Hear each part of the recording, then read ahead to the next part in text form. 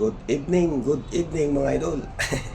Dito na naman ako at dyan na naman kayo. Magandang gabi na po. Magandang gabi sa mga ka-idol natin yan. Ngayon po ay ang pag-uusapan naman natin ngayon ay ang Ebanghelyo ay mula po sa Marcos. No?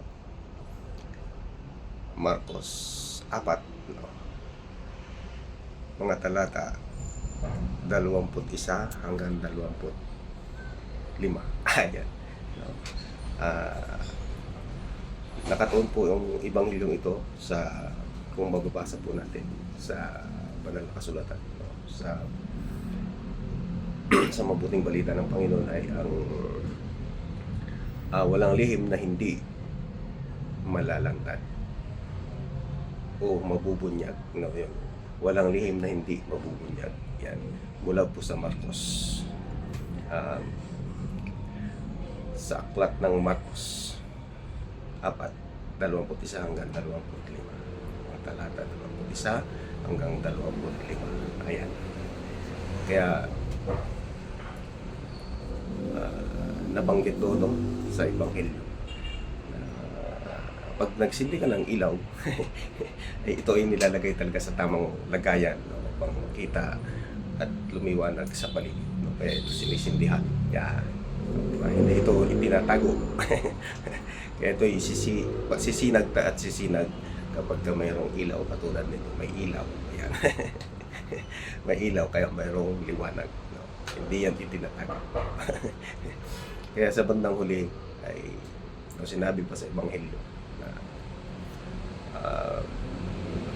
wala talagang lihim na hindi mabubunyag, no? Walang lihim na hindi mabubunyag. Kaya makinig ang may pandinig, no? Sinabi pa doon, makinig ang may pandinig. Yan, no? Sa bandang huli ay sinabi pa din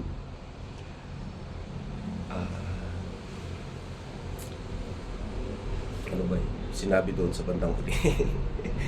Kung tayo ay makalimutin na, ano, wala tayong nanakong Bible. Nandito tayo ngayon sa isang pribadong lugar. No, kaya ayun, basta walang lihim na hindi mabubunyag, no? Punta na naman tayo sa sa politikahan, no? Ito na naman, wala talaga lihim na hindi mabubunyag, no? Sapagkat sinabi pa nga doon sa bandang huli, naalala ko tuloy na sapagkat sinabi doon sa bandang huli, kung ano ang iyong panukat na gagamitin ay siya ring panukat na gagamitin sa iyo. Nangyari na sa kanya noong 2016. No, 2016 na leader natin na sinasabi nilang napakagaling na leader. No, para yun pala ay pagkukunwari lang. Ano ang panukat niya? No, kapag masama, patayin. Di ba? 30K na higit ang pinapatay dahil sinasabi niyang ang masama ay patayin. Di ba? Ano nangyari? Kung anong panukat na ginamit mo ay siya rin panukat na gagamitin sa iyo. Pero sabi nga natin ay huwag patayin. Ikulong lang. Ikulong lang. Pagkat pinutol na ni Jesus ang death penalty. No? Ikulong lang. Si Kristo na ang bahala. Ang Diyos na ang bahala sa kanila.